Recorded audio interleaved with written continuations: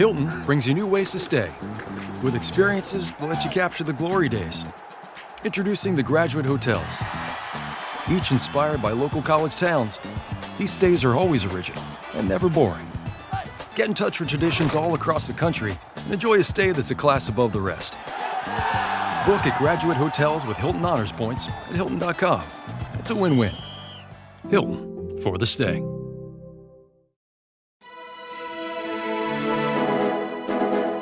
Hey folks, my name is Spencer Klavan. I'm the author of a brand new book, How to Save the West, Ancient Wisdom for 5 Modern Crises. It's available now wherever you get your books, and I'm really excited to be joining here on the Dr. Sky Experience, Talk Radio 77 WABC.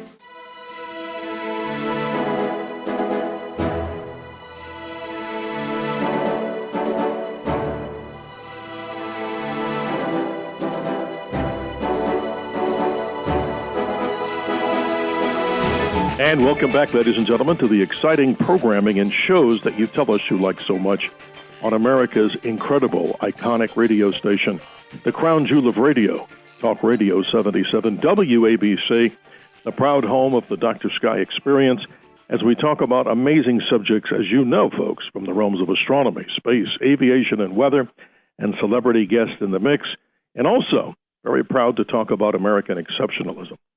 And our close association with the good folks at Regnery bring us to a brand new author and a brand new book from this great publishing house. And in just a few moments, we'll meet Spencer Klavan. He is the author of How to Save the West, Ancient Wisdom for 5 Modern Crises. But let's set the stage before we introduce our guest about the subject matter. Western culture is in a state of crisis. Objective truth is replaced by virtual reality, humanity by transhumanism, meaning by meaninglessness, religion by wholehearted devotion to scientism, and the Republican government by the liberal internationalist regime. But in How to Save the West, Ancient Wisdom for 5 Modern Crises, Daily Wire podcaster and Oxford-educated classicist Spencer Klavan outlines a compelling plan for how to overcome each of these crises. And before that, let's get a little bit of a bio on our special guest. Spencer Klavan, a scholar, writer, and a podcaster, has a lifelong devotion to the great works and the principles of the West. After studying Greek and Latin, an undergraduate at Yale, he spent 5 years at Oxford, earning his doctorate in ancient Greek literature. Now an editor at the Claremont Institute, he has written for many outlets, including The Atlantic, the Los Angeles Times, City Journal, Newsweek, the Claremont Review of Books, The Federalist, and so much more. He's proud to hail from one of America's great cities, Nashville, Tennessee, and we welcome you to the Dr. Sky Experience. Klavan, thank you very much. Mr. Klavan, welcome. Thank you so much. Oh, it's a pleasure to be here. Thank you so much for having me. Well, this is an interesting book, and I'd really like you to set the stage. Obviously, many people out there, no matter what their political persuasion is, they realize that there's something wrong in the entire planetary system with humanity here, and it's a shame to talk negative. We always like to talk positive. But in your book, you bring up 5 easily and identifiable essential crises. And I'd like you to start first off by telling us a little bit more about yourself, because the Claremont Institute, I think we've had a few guests over the 20 years that we've been doing this, but Claremont Institute, describe it in some detail for our listeners here on the Dr. Sky Experience. Oh, absolutely. Well, the Institute, I'm proud and grateful to say, is a think tank devoted to the recovery of the American idea. And I know that's something that's near to your heart as well. You know, these founding documents that come down to us in this country, the Declaration of Independence, the Constitution, but also the Federalist Papers in defense of our system of government, articulating at great length the rationale for it as compared to other possible ways of doing government, as compared to other countries that existed at the time, and digging really deeply into the prior history of Western philosophical and political thought.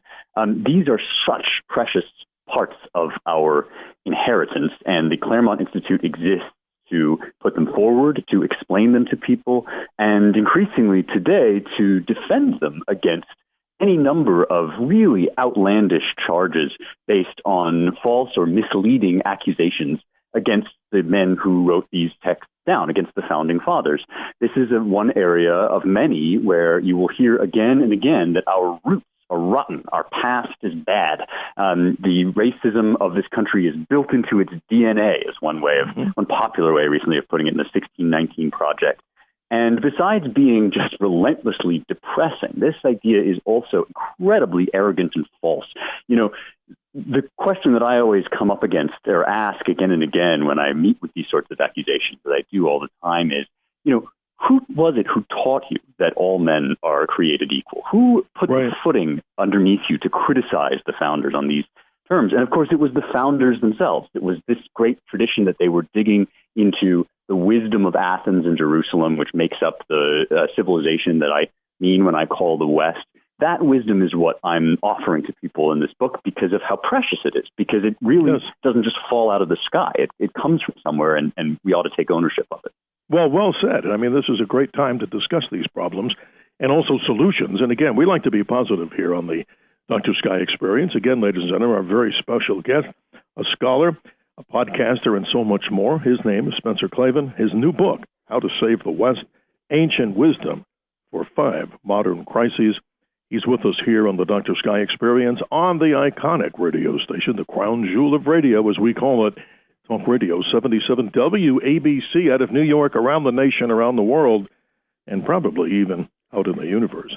So let's describe these crises, but before we do that, your study and insight from Plato, Aristotle, the Bible, and the Founding Fathers is, I think, so compelling and so important as we explore these crises, and you also offer some very viable solutions to how people might get in check with these problems. And hopefully, I think this book should be on everybody's book list, don't you think? I mean, this is important. Wow. Thank you. So let's describe these crises. I mean, this is interesting. I'd rather you go into them and said, you know, you're the author. The first one is, and describe the first crises in order that you have listed them in the book. I will, and maybe I'll just say it first at the outset what I mean even by the word crisis, because this is a word we throw around a lot in our news. We have a crisis in the supply chain, a crisis, a COVID crisis, you know, and a lot of these things are real and serious problems. But when I use the word crisis, I'm actually trying to get at something a little bit deeper for people to understand what's behind a lot of this. In Greek, krino is a word that means I decide or I judge. And so a true crisis is a decision point, the time for choosing. And what I lay out in the book is that, you know, yes, we have all of these modern problems that are kind of coming up day by day, and it's hard to understand where they came from. But actually underlying that, what we're really grappling with is ancient questions, fundamental questions. Yes. And we're trying to find a way forward according to those, you know, basic ideas. And so this is the first crisis, is the crisis of reality. Is there such a thing as true and false, or is it all just my truth and your truth? And I argue that the only way to form a productive society is to argue that, yes, there is absolute truth, which leads us into this second question, which is, you know, how can we know that truth if we're living in this world of change and decay? You know, we have these bodies that break down and die, and increasingly it seems as if people want to transcend them. The transgender movement, the transhumanist movement, which is even more extreme, this notion that we should get out of our bodies is actually very old. And I present some ancient wisdom for kind of dealing with ourselves and our humanity in a saner way, understanding ourselves as embodied souls rather than just, you know, kind of divine sparks dealing with these uncomfortable encumbrances called the body. Then we move on to these two crises, the crisis of meaning and religion, which is really where we get to the heart of the matter, because in all of this, I think we're trying to find out, is there anything that, you know, gives life meaning and direction? And a lot of our modern scientists, and I'm not talking about people that do science, people who believe that science is the full description of all the world, it's all just matter, there's nothing else. There's a pervasive narrative that that's the only way to understand ourselves, but that's not enough. We don't actually believe that, we don't live that way. And so in the second part of the book, I'm talking about what is beyond just the physical, fleshly here and now. I'm arguing that the tradition which shows us that God is worthy of worship is still the best tradition for thinking about these things. Then finally, you know, your listeners and you and I both care a lot about the American regime, and that's what this last section is about, what to do, what America was founded to be, and how we can have hope for saving this great nation that we are all blessed to be a part of. Well said. And I want to jump into one of these, particularly the crisis of reality. And I found that most compelling, because it kind of gives me a little jerk in the knee here, and it makes it makes me wake up to think about a problem called virtual reality. And in the book, without stealing your thunder, sir, you go into great details about what I consider to be, in your interpretation and writing, and my interpretation, the dangers of the metaverse. And describe this, because I think this can be a great thing. I mean, let's say surgeons can use this technology to even explore ways to help doing surgeries better. But you go into a much more powerful explanation and a warning, I would say, if I'm correct, about the dangers of the metaverse. Describe that in light of what Facebook has been trying to do and this whole metaverse. What say you on this? An important topic.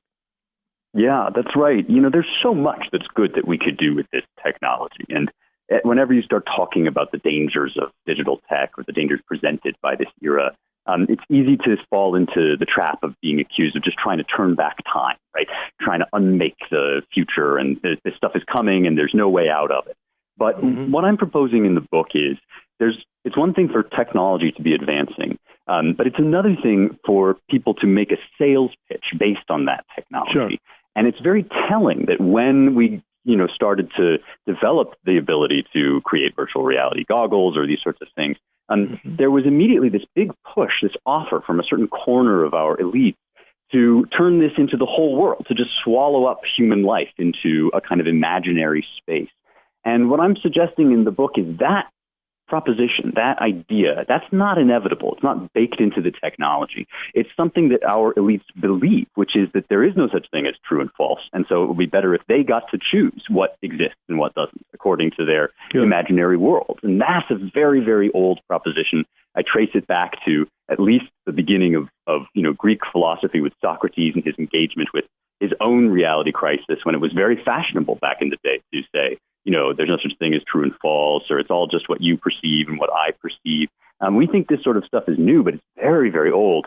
And one thing that means is that we're not alone, because in fact, people have wrestled with these issues. Socrates himself wrestled with these issues. And he shows us that there's really nothing to do but believe that there's something outside of us that is true and false, that this promise of liberation, this promise of uploading ourselves into a virtual reality, it's an old promise and it always fails, because if there's no such thing as absolute truth and absolute falsehood, well, then it's all just power. It's all just power politics. And that's why you start to see people fighting to control the narrative, to censor people online.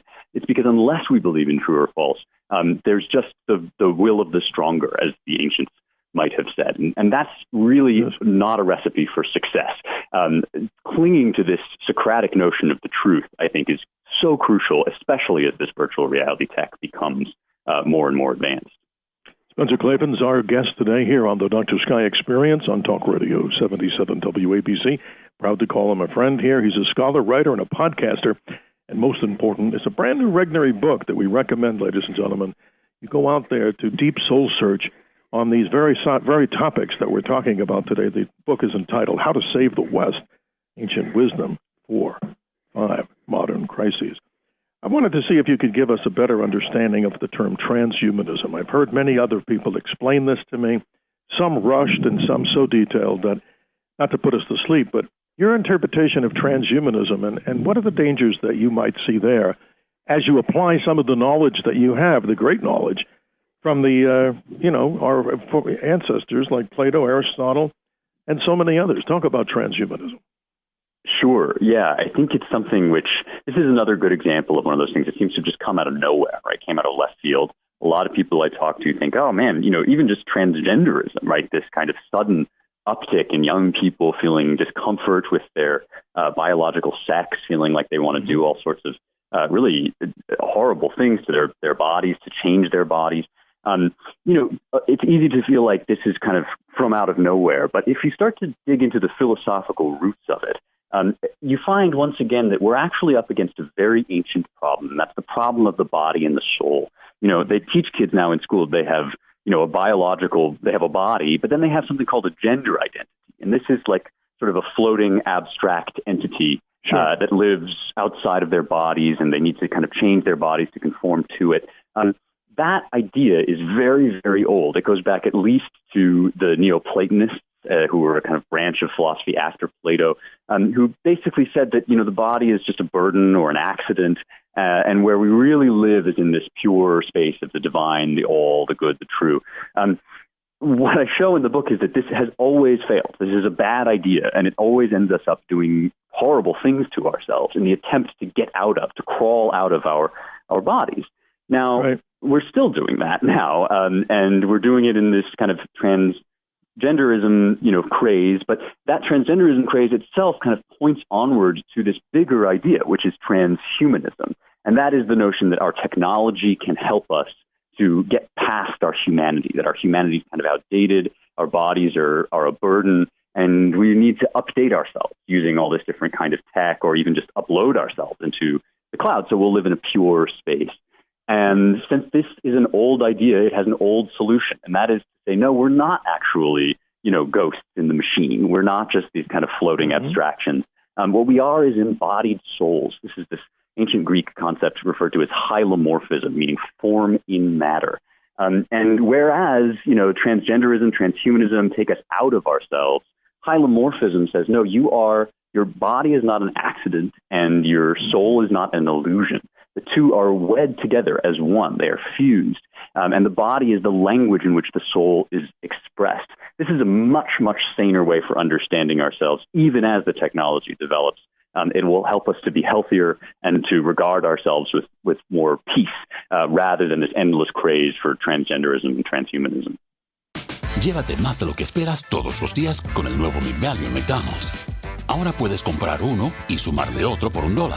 Así que cuando tu equipo favorito enfrente a sus rivales, enfrenta tus antojos con $5 Meal Deals. Y si estás corriendo para alcanzar el desayuno, corre al app para llevarte ofertas antes del cutoff.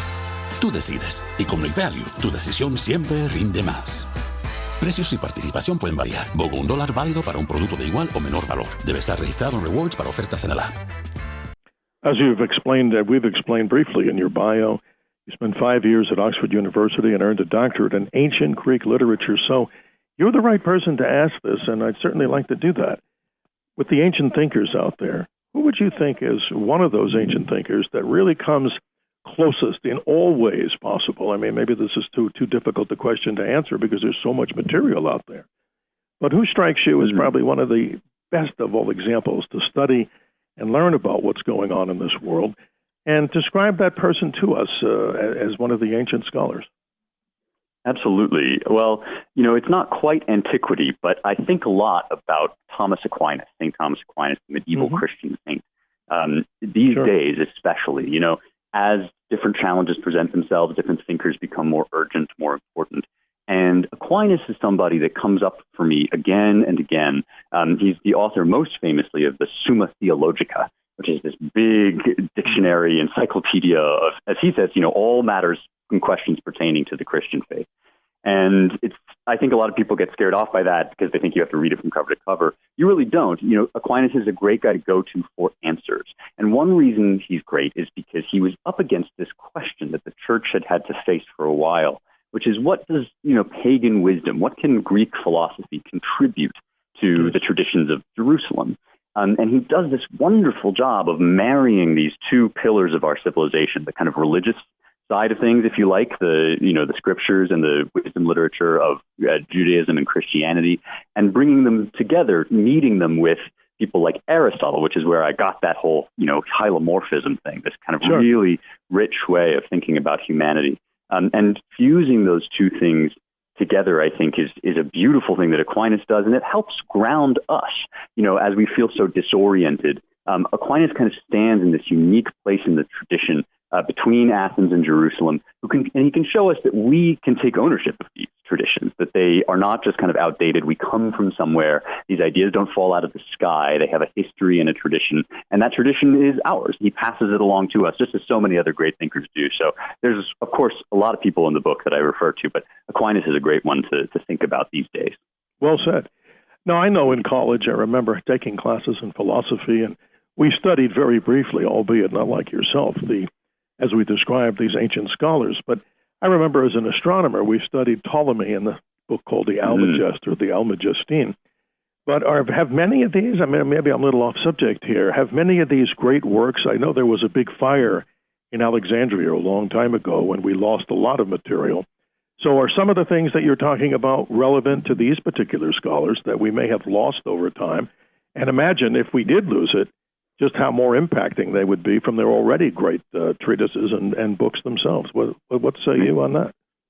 Yeah, it's quite something to think about, isn't it? I mean, the fire at Alexandria, the Library of Alexandria, is the most famous part of this, but there are all sorts of terrible losses in history. Manuscripts that didn't get passed forward, works that were lost.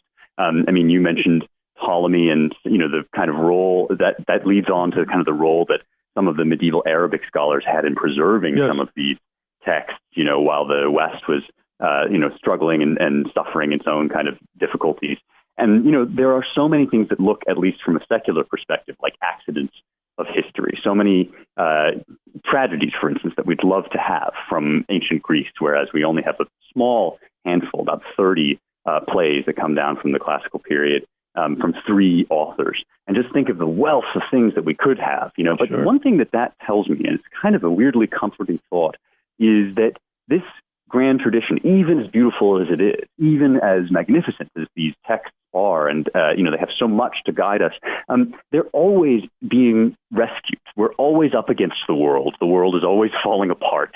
And many of these texts were rescued from the flames, and by people who weren't even sure if they were going to live to see tomorrow. In the book, I talk about St. Jerome, who both watches the fall of Rome, but also translates the Bible into Latin, carrying that language forward as kind of the cornerstone of Christianity in the West. And it's very heartening and encouraging to me to think, even though our problems may be very dire, we are part of a long tradition of carrying that flame through difficult and stormy circumstances. We're not alone in that either. Well, this is interesting. In the few more moments we have with you, we could go on for hours here. Fascinating subject. Again, our very special guest on the Dr. Scry Experience today, Spencer Klavan, a scholar, writer, and podcaster. And as you've heard, and we'll repeat many times during the interview, a brand new Regnery book entitled How to Save the West, Ancient Wisdom for 5 Modern Crises. And let's get back to those crises. As you describe these crises, many of the things that I'd like to know about, in your opinion, is why have we suddenly become so partisan? I mean, this is a question that, goes all across the board. I mean, it's so sad, the way we see things today politically, especially. Yes, I think that's a good example, something we could talk about for a long time. There is, at least one thing that we can point to that leads to this in part, and that is the, Marxist turn, the cultural Marxist turn of the New Left. And I talk about this in the regime crisis section of the book. When Marxist scholars and thinkers in Europe realized that Americans will never be radicalized economically, because we had this, at the time, this strong middle class, we weren't going to be turned against one another out of economic resentments. Instead, they turned to identifying social resentments, especially race, right? I mean, this is where these thinkers are where you get terms like white privilege. It comes from a guy, Noel Ignatieff, as part of this, whole coterie of Marxist thinkers. And the idea that we were going to be not fellow Americans, but members of tribes that were dead set against one another by class interest, that really gets entrenched during this time. And you can see it now. I mean, this is why I argue in the book that identity politics really is poison to our republic. It undermakes the bonds of affection that are supposed to bind us together. And that means that those bonds of affection are what we have to recover. I mean, when you talk about people as if they were a disease, as Joe Biden said, we have a pandemic of the unvaccinated. Or when you say that, races can never get along because there's inherent racism in our DNA, you're really pouring acid onto the ties that bind. The antidote for this is what the Greeks called philia, friendship, civic love. It's an act of love to get up in the morning and work together with your neighbor to face the problems in front of you. Face-to-face interaction, person-to-person in neighbors. We're seeing a lot of it in some of these communities. I know out here in Nashville, we're seeing it. Also in Florida. That's really heartening, and it is the way forward if we're going to get over this poison. Wow. Fascinating story here, and these major crises that you provide solutions. So let's talk about the old adage, if you fail to study history, you're doomed to repeat it. I mean, that's pretty much an undercurrent of what I'm hearing throughout this particular interview. But if you had to sum up your book to the listening audience out there, what would you say? I mean, you've done a beautiful job, in my opinion, of identifying the 5 main crises that you see, but give us more of the direct connection of how this book is useful for individuals out there so that they may transform their world or feel hope instead of despair. And as I like to say always on this particular podcast, the Dr. Scry Experience, We want to come from the positivity. And we wouldn't be able to do this if it wasn't for our producer, Richard Dugan, who we thank in the background. But you have the floor, sir, as we sadly have to conclude this in just a few more moments. But I'm always excited, and I always ask this for the guests that we really like. Would you be willing to come back at a future time to explore this in a much bigger opportunity here and much deeper with the length of questions? Oh, I would be absolutely delighted. It's been such a pleasure, and I'm glad that you've brought us to this point to conclude, because this is one thing that's really close to my heart. I'm not going to sit here and tell you what's going to happen tomorrow. I think there's enough of that out there already. And the truth is, we don't know the future. And so if our hope is based on a certainty that everything is going to go right, then it will be a fragile kind of hope. But there is a deeper form of hope. There's a form of hope that doesn't come out of telling the future or reading the tea leaves, but comes from studying history and understanding that we are inheritors of a long and resilient tradition. When Cicero, the great Roman statesman, had to excuse himself from public life in Rome because it was becoming too dangerous for him, he said he was going to create a republic in letters, that he was going to form this kind of theoretical basis for believing in Republican government. Now, in the short term, Cicero may have failed. I mean, the republic did end, and he was one of the victims of the new regime. But we are living today in his legacy, at least in part. It was John Adams who pored over Cicero's speeches and gave his own speech in defense of our Declaration of Independence. It's not a matter of indifference what happens tomorrow. We should invest ourselves deeply in the political fights of the day. There's no question. But we are carriers of a light that goes further and deeper than just what happens in politics today or tomorrow. We have no room for despair. What we have is a job to do.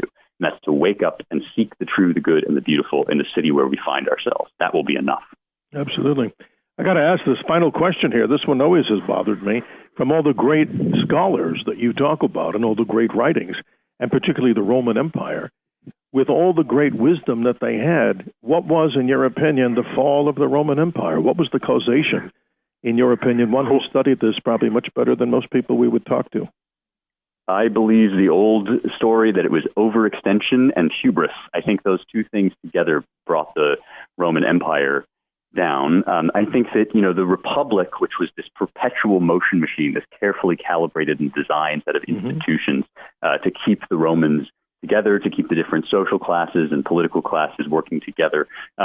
It was beautifully conceived and beautifully executed for a long time, but in some sense it became a victim of its own success as they began expanding and as they began to forget that Roman citizenship wasn't just a benefits package. It wasn't just something that, you kind of got all these goodies from the state. It was actually a set of moral responsibilities. And that's, I think, a lesson that we can take as well. American citizenship is a beautiful gift. It's winning the lottery in a lot of ways, but to be born an American citizen. But that doesn't mean it comes without any sort of responsibilities. We do have a role to play in this nation, and we are handed not just the vote, but life within this civilization. To get up every morning and go out into our neighbors and to our neighborhoods, and to actually face the human-sized problems that face us together. That's not an option. That's our role. It's our calling. It's a gift, but it's also a responsibility. So I think remembering that would be something we could draw from the fall of Rome. Interesting. And relating to the reality crisis, a great quote here, and if you don't mind me taking the liberty, quote, "We control matter because we control the mind. Reality is inside the skull. You must get rid of those 19th century ideas about the laws of nature. We make the laws of nature." End quote from the great George Orwell, from a prolific book that everybody has read in high school, and hopefully they can remember it, 1984. Spencer, I want to thank you for your time today. Again, we appreciate your time here on the very interesting show that people tell us, and we're so proud to do it. The Dr. Sky Experience, proudly here on America's #1 main radio station, Talk Radio 77 WABC out of New York, around the nation, around the world, and probably even out of the universe, the crown jewel of radio, iconic Talk Radio 77 WABC. And please stay on the line as we go to our hard break here. We'd love to have you back again. Again, the book, ladies and gentlemen, a must-have and a must-read book. This is, in our opinion, and many others, great reviews, How to Save the West, Ancient Wisdom, 5 Modern Crises. Dr. Klavan, thank you. You've been a great guest, and we look forward to talking with you soon. It was a delight. Thanks so much for having me on.